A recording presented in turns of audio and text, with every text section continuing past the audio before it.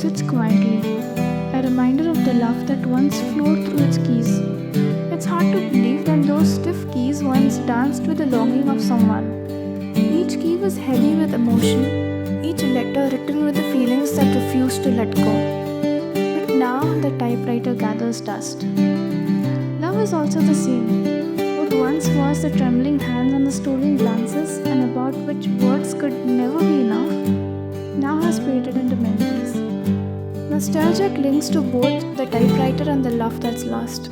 It's a heavy feeling, one that weighs us down and makes us yearn for what could never be again.